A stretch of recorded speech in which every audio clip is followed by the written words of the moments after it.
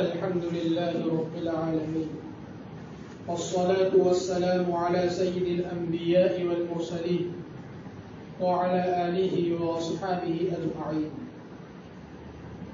أما بعد فقد قال الله تبارك وتعالى مخبرا وآمرا إن عدة الشهور عند الله 12 شهرا في كتاب الله يوم خلق السماوات والأرض منها 4 حرم ذلك الدين القيم فلا تظلموا فيهن أنفسكم. صدق الله مولانا العظيم وصدق رسوله النبي الأمي الكريم ونحن على ذلك لمن الشاهدين والشاكرين والحمد لله رب العالمين. محترم و مکرم سامعین کرام اور عزیز دوستوں اور بزرگوں، آج محرم کی 6 تاریخ ہے اور 4 دنوں کے بعد عاشوراء کا مقدس دن آنے والا ہے. یوں تو اللہ تبارک و تعالی نے سال کے 12 مہینوں کو اور ہر مہینے کے 30 دنوں کو اللہ تبارک و تعالی نے ہی پیدا کیا ہے، لیکن اللہ تبارک و تعالی نے بعض ایام کو کچھ مخصوص فضیلت عطا فرمائی ہے اور ان ایام میں مخصوص احکام عطا فرمائے ہیں. تو محرم کا مہینہ بھی ایک ایسا مہینہ ہے کہ قرآن کریم نے اس کو حرمت والا مہینہ قرار دیا ہے. آپ حضرات کے سامنے جو آیت کریمہ تلاوت کی گئی اس میں اللہ تبارک و تعالی نے بدلا دیا کہ 4 مہینے حرمت والے ہیں. ان میں سے ایک مہینہ محرم کا مہینہ ہے اور اس میں خاص طور پر محرم کی 10ویں تاریخ، جس کو عام طور پر عاشوراء کہا جاتا ہے، جس کی معنی ہے 10واں دن. یہ دن اللہ تبارک و تعالی کی برکتوں اور رحمتوں کا، خصوصی رحمتوں کا حامل ہے. جب تک رمضان المبارک کے روزے فرض نہیں ہوئے تھے مسلمانوں پر عاشوراء کا روزہ رکھنا فرض تھا، لیکن جب رمضان المبارک کے روزے فرض ہو گئے تو عاشوراء کے دن کے روزے رکھنے کی فرضیت منسوخ ہو گئی. لیکن نبی پاک صلی اللہ علیہ وسلم نے اس دن روزہ رکھنے کو سنت اور مستحب قرار دیا. چنانچہ حدیث پاک میں نبی کریم صلی اللہ علیہ وسلم نے فرمایا کہ مجھے اللہ تبارک و تعالی کی رحمت سے امید ہے کہ جو شخص اس دن یعنی عاشوراء کے دن روزہ رکھے گا تو اس کے گزشتہ 1 سال کے گناہ کا کفارہ ہو جائے گا. تو نبی پاک صلی اللہ علیہ وسلم نے اس دن کی اتنی بڑی فضیلت بیان فرمائی. بعض لوگ یوں سمجھتے ہیں کہ اس دن کی فضیلت کی وجہ یہ ہے کہ اس دن نبی پاک صلی اللہ علیہ وسلم کی مقدس نواسے سیدنا حضرت حسین رضی اللہ تعالیٰ عنہ کی شہادت کا واقعہ پیش آیا. اس شہادت کی وجہ سے اس مہینے کی حرمت اور یہ مہینہ مقدس ہو گیا. لیکن یہ بات صحیح نہیں ہے، اس لیے کہ خود نبی پاک صلی اللہ علیہ وسلم کے عہد مبارک میں اس دن کو مقدس سمجھا جاتا تھا اور نبی پاک صلی اللہ علیہ وسلم نے اس کے احکام بیان فرمائے تھے اور اللہ تعالیٰ نے قرآن کریم میں اس کے مقدس اور اس کی حرمت کا اعلان فرمایا تھا. اور نبی پاک صلی اللہ علیہ وسلم کی وفات کے تقریباً 7 سال بعد حضرت حسین رضی اللہ تعالیٰ عنہ کی شہادت کا واقعہ پیش آیا. اس لیے یہ بات درست نہیں ہے کہ اس واقعے کی وجہ سے یہ دین مقدس اور حرمت والا ہو گیا، بلکہ حضرت حسین رضی اللہ تعالیٰ عنہ کی شہادت کا اس روز واقع ہونا، اس روز ان کی شہادت ہونا، یہ حضرت حسین رضی اللہ تعالیٰ عنہ کے لیے مزید فضیلت کی دلیل ہے کہ اللہ تبارک و تعالیٰ ان کو جو شہادت کا مرتبہ عطا فرمایا وہ ایسے دن میں عطا فرمایا جو پہلے سے مقدس اور حرمت والا چلا آ رہا ہے. بہرحال یہ عاشوراء کا دن بڑا مقدس دن ہے. اب اس دن کے مقدس ہونے کی وجہ کیا ہے یہ اللہ تبارک و تعالی بہتر جانتے ہیں. اس دین کو اللہ تبارک و تعالیٰ نے دوسرے دینوں پر فضیلت کیا کیسے دی، کیوں دی، اس دین کا مرتبہ کیا ہے، یہ اللہ تبارک و تعالیٰ ہی بہتر جانتے ہیں. ہمیں اس کی تحقیق میں پڑھنے کی ضرورت نہیں ہے. بعض لوگوں کے اندر یہ بات جو مشہور ہے کہ حضرت آدم علیہ السلام جب دنیا میں تشریف لائے تو وہ عاشورہ کا دن تھا. اسی طریقے سے حضرت ابراہیم علیہ السلام کو آگ میں ڈالا گیا اور اس آگ کو اللہ تعالیٰ نے گلزار بنایا تو وہ عاشورہ کا دن تھا. اسی طریقے سے قیامت پہ عاشورہ کے دن آئے گی. اسی طریقے سے حضرت نوح علیہ السلام کی کشتی طوفان میں چلی اور جب وہ خشکی پر اتری یعنی جودی پہاڑی پر ٹھہری تو وہ عاشورہ کا دن تھا. اسی طریقے سے کئی واقعات لوگوں کے اندر مشہور ہے کہ عاشورہ کے دن ہوئی. یہ ایسے واقعات ہیں کہ اس کی کوئی اصل اور کوئی بنیاد نہیں ہے. کوئی ایسی صحیح روایت نہیں ملتی ہے جس میں ان واقعات کے بارے میں ذکر کیا گیا.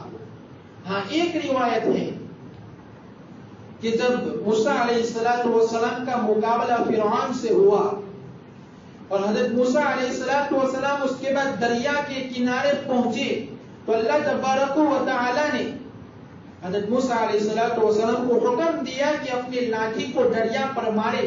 چنانچہ حضرت موسیٰ علیہ السلام نے لاٹھی کو دریا پر مارا تو اس کے نتیجے میں 12 راستے ہو گئے اور پھر موسیٰ علیہ السلام اور بنی اسرائیل وہاں دریا کے پار ہو گئے اور دوسری طرف چلے گئے. جب فرعون دریا کے پاس آیا تو اس نے دیکھا کہ دریا کے اندر 12 راستے بنے ہوئے ہیں. چنانچہ وہ بھی اندر چلا گیا. لیکن جب اس کا لشکر اور وہ دریا کے بیچ میں پہنچے تو پانی مل گیا اور فرعون اور اس کا سارا لشکر ڈوب گیا، غرق ہو گیا. یہ ایک واقعہ ہے جس کے بارے میں روایات میں ملتا ہے. یہی صرف ایک واقعہ ہے. اس کے بارے میں ایک روایت ہے جو نسبتاً بہتر روایت ہے. اس کے علاوہ دوسرے واقعات جو لوگوں کے درمیان مشہور ہے روایت میں اس کا کوئی ذکر نہیں آتا ہے. اس کی کوئی اصل اور کوئی بنیاد نہیں ہے. اس لیے ہمیں اس بات کی تحقیق میں پڑھنے کی ضرورت نہیں ہے، اس لیے کہ سارے ایام اللہ تبارک و تعالیٰ کے ہی بنائے ہوئے ہیں. وہ جسے چاہے ایک کو دوسرے پر فضیلت دے، وہی اس کی مصلحت اور اس کی حکمت کو جاننے والا ہے. میں اور آپ کی عقل میں، میرے اور آپ کی عقل میں اور آپ کے ادراک سے یہ باہر ہے. ہم اس کا ادراک نہیں کر سکتے، اس لیے ہمیں اس کی تحقیق میں پڑھنے کی ضرورت نہیں ہے. اور ہر اتنی بات تو ضرور ثابت ہو گئی کہ اللہ تبارک و تعالیٰ نے عاشورہ کے اس دن کو 10ویں محرم کو اپنی رحمت اور برکت کے نازل کرنے کے لیے منتخب فرمایا ہے. تو اس تقدس کا تقاضا یہ ہے کہ اس دین کو اس کام کے لیے استعمال کرے جو نبی پاک صلی اللہ علیہ وسلم سے ثابت ہو. اور نبی پاک صلی اللہ علیہ وسلم سے اس دن صرف ایک ہی سنت ثابت ہے اور ایک ہی حکم ثابت ہے اور وہ یہ ہے کہ اس دن میں روزہ رکھا جائے. نبی پاک صلی اللہ علیہ وسلم نے فرمایا کہ 10ویں محرم کو یعنی عاشورہ کے دن کو روزہ رکھنا گزشتہ سال کے گناہوں کا کفارہ ہے. تو صرف یہی ایک سنت ہے جس پر ہمیں عمل کرنے کی کوشش کرنی چاہیے. اللہ تعالی ہمیں اس پر عمل کرنے کی توفیق عطا فرمائے. اور یہاں ایک اور مسئلہ سمجھنا چاہیے کہ عاشورہ کا روزہ حیات طیبہ میں جب بھی آیا نبی پاک صلی اللہ علیہ وسلم نے اس دن روزہ رکھا. لیکن آپ کی وفات سے پہلے جو عاشورہ کا دن آیا تھا تو نبی پاک صلی اللہ علیہ وسلم نے اس دن روزہ رکھا اور اس کے بعد یہ بھی ارشاد فرمایا کہ چونکہ اس دن ہم مسلمان بھی روزہ رکھتے ہیں اور اس دن یہودی بھی روزہ رکھتے ہیں. اور یہودیوں کے روزہ رکھنے کی وجہ وہی تھی کہ اس دن اللہ تعالیٰ نے بنی اسرائیل کو موسیٰ علیہ السلام کے ذریعے سے فرعون سے نجات دلائی تھی. تو اس کے شکرانے کے طور پر یہودی لوگ روزہ رکھتے تھے. تو آپ نے ارشاد فرمایا کہ اس دن مسلمان بھی روزہ رکھتے ہیں اور یہودی بھی روزہ رکھتے ہیں تو ان کے ساتھ ہلکی سی مشابہت ہو جاتی ہے.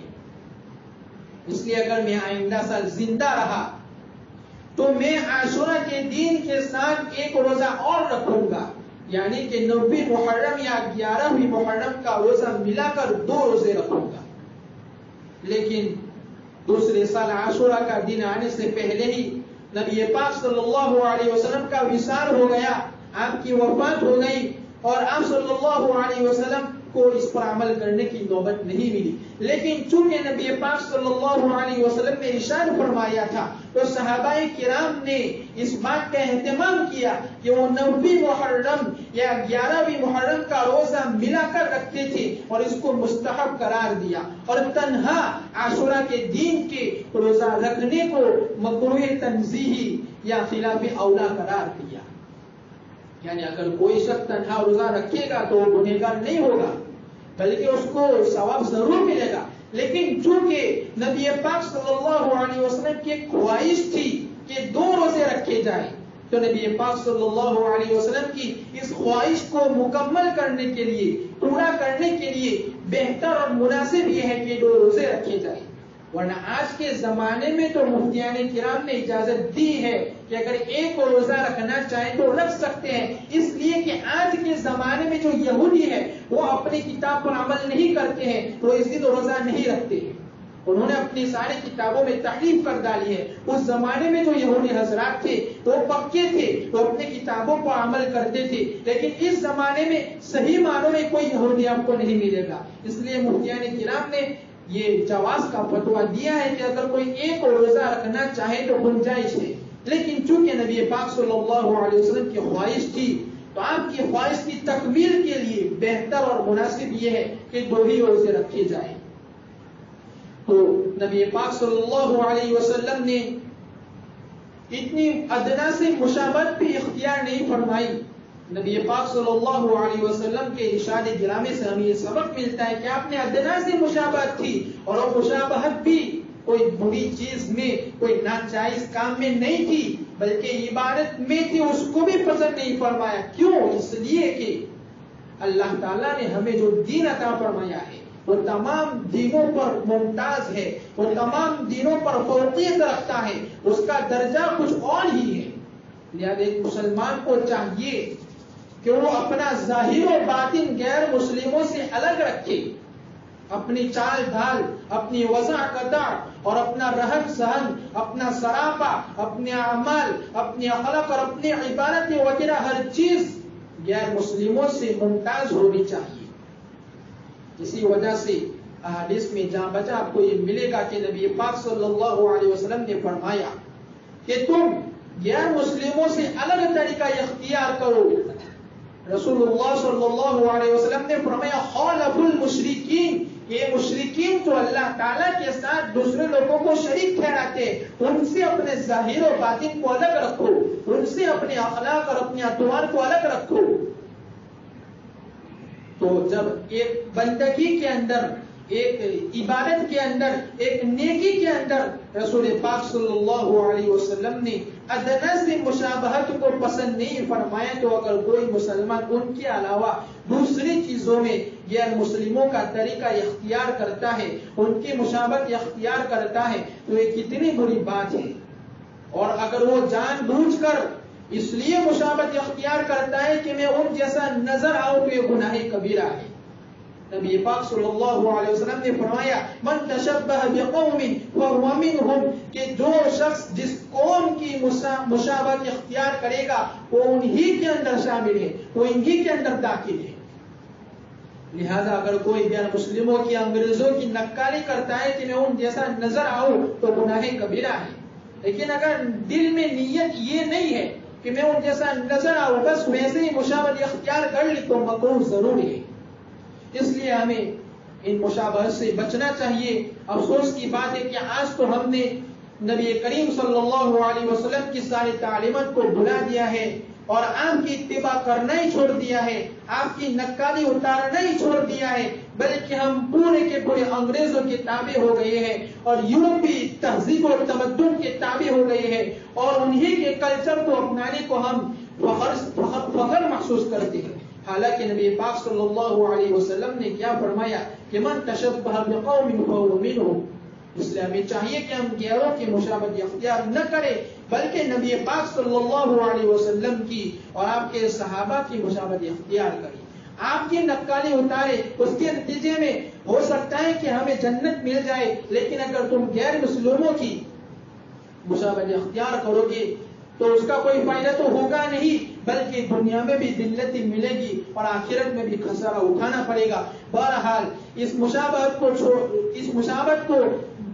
سے بچتے ہوئے 10ویں محرم کا روزہ یہ بڑی فضیلت کا حامل ہے۔ تو 10ویں محرم کے دن روزہ رکھنا ہے تو برحق ہے، لیکن اس کے علاوہ لوگوں نے اس دن میں اپنی طرف سے جو اعمال کر لیے ہیں اس کا حدیث اور قرآن کریم میں کوئی ثبوت نہیں ملتا ہے، بلکہ یہ ضروری سمجھ لینا کہ عاشورہ کے دن کھچڑا پکنا ضروری ہے۔ اگر کھچڑا نہیں پکے گا تو ہمیں عاشورہ کے دن کی فضیلت حاصل نہیں ہوگی۔ یہ بات نہ حضور صلی اللہ علیہ وسلم نے بیان فرمائی، نہ صحابہ نے بیان فرمائی، نہ ان کے بعد تابعین اور بزرگان دین کا عمل کئی صدیوں تک نہیں ملتا ہے۔ یہ تو بعد میں کچھ لوگوں نے اپنی طرف سے گھڑ کر شروع کر دیا تھا۔ تو نبی پاک صلی اللہ علیہ وسلم سے صرف ایک ہی حدیث ملتی ہے، اور وہ بھی سند کے اعتبار سے کمزور اور ضعیف ہے، زیادہ مضبوط حدیث نہیں ہے۔ اس میں نبی پاک صلی اللہ علیہ وسلم نے ارشاد فرمایا کہ جو شخص اس دن یعنی عاشورہ کے دن 10ویں محرم کے دن اپنے گھر والوں پر، یعنی اپنے گھر والوں سے مراد اپنے بیوی بچے اور جو ملازم وغیرہ ہے ان کو عمدہ اور اچھا کھانا کھلائے گا، یعنی ان پر وسعت کرے گا، وسعت سے کام لے گا، اچھا کھانا کھلائے گا، عمدہ کھانا کھلائے گا، تو اس کی روزے میں اللہ تبارک و تعالی برکت عطا فرمائے گا۔ یہ حدیث اگرچہ سند کے اعتبار سے ضعیف ہے، کمزور ہے، لیکن اگر کوئی شخص پر عمل کرے گا تو کوئی مذائقہ اور کوئی حرج نہیں ہے۔ اللہ تبارک و تعالیٰ کی رحمت سے امید ہے کہ اللہ تعالیٰ کے اس حدیث میں جو فضیلت بیان فرمائی گئی ہے وہ اس کو ضرور حاصل ہو جائے گی۔ اس لیے چاہیے کہ ہم اس دن گھر والوں پر وسعت سے کام لیں، وسعت کرنی چاہیے اور عمدہ اور اچھا کھانا کھلانا چاہیے، ورنہ اس کے علاوہ جو باتیں لوگوں نے اپنی طرف سے گھڑ لی ہے اس کا روایتوں میں اور کوئی کسی جگہ پر، کسی کتاب میں، کسی حدیث میں اس کا کوئی ثبوت نہیں ملتا ہے۔ اور اللہ تبارک و تعالیٰ نے جہاں ان 4 حرمت والے مہینوں کا ذکر کیا ہے وہاں ایک عجیب جملہ ارشاد فرمایا، وَلَا تَظْلِمُوا فِيهِنَّ أَنفُسَكُمْ، کہ تم اپنی جانوں پر ظلم نہ کرو۔ اپنی جانوں پر ظلم کرنے سے مراد یہ ہے کہ تم اس دن میں گناہوں سے بچو، بدعات سے بچو، منکرات اور خرافات سے بچو، کیونکہ اللہ تبارک و تعالیٰ تو عالم الغیب ہے، وہ جانتے تھے کہ مسلمان کے لوگ اپنی طرف سے اس دن عبادتیں گھر لیں گے اور اس پر عمل کریں گے اور اپنی جانوں پر ظلم کریں گے، اس لیے پہلے سے ہی فرما دیا فَلَا تَظْلِمُوا فِيهِنَّ أَنفُسَكُمْ، کہ تم لوگ اپنی جانوں پر ظلم نہ کرو۔ 10ویں محرم کو خاص طور پر اشیاء حضرات جو مجالس اور جو وغیرہ منکرات اور خرافات کرتے ہیں وہ اپنے مسلک کے اعتبار سے کرتے ہیں، لیکن ہم میں سے بعض لوگ ان کی مجلسوں میں، ان کے تعزیوں میں اور ان کے کاموں میں شریک ہو جاتے ہیں۔ اس لیے اللہ تبارک و تعالیٰ نے صاف حکم فرما دیا فَلَا تَظْلِمُوا فِيهِنَّ أَنفُسَكُمْ، کہ تم اپنی جانوں پر ظلم مت کرو، بلکہ اس دن تو یہ کرنا چاہیے کہ ہم اس دن کا فائدہ اٹھائے اور اس دن اللہ تبارک و تعالیٰ کی طرف رجوع کرے اور اللہ تبارک و تعالیٰ کے لیے روزہ رکھے اور اللہ تبارک و تعالیٰ سے دعائیں مانگے اور اس فضولیات سے، ان بدعات سے اور ان منکرات سے اپنے آپ کو بچائے۔ اللہ تبارک و تعالیٰ سے دعا ہے کہ اللہ تبارک و تعالیٰ ہمیں اس مہینے کی حرمت اور خصوصاً عاشورہ کے دین کی جو عظمت اور جو فضیلت اور جو حرمت ہے اس سے فائدہ اٹھانے کی ہمیں خوب توفیق عطا فرمائے، اور جو فضولیات اور جو خرافات ہے اس سے ہمیں بچنے کی توفیق عطا فرمائے اور اپنی رضا کے مطابق اس دین کو گزارنے کی توفیق عطا فرمائے۔ آمین۔ وآخر دعوانا الحمد للہ رب العالمین۔